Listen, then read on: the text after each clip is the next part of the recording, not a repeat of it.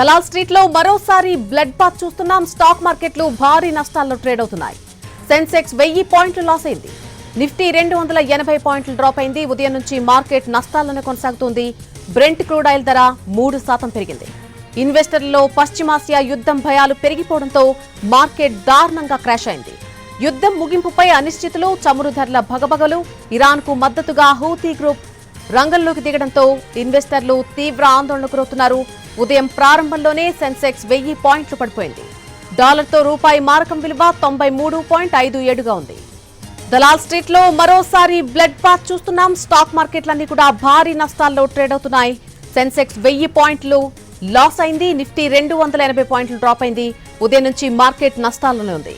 Brent crude oil ధర 3% వరకు పెరిగింది. అలాగే ఇన్వెస్టర్స్ లో పశ్చిమాసియా యుద్ధం భయాలు పెరిగిపోవడంతో మార్కెట్ దారుణంగా క్రాష్ అవుతున్నటువంటి పరిస్థితి చూస్తున్నాం.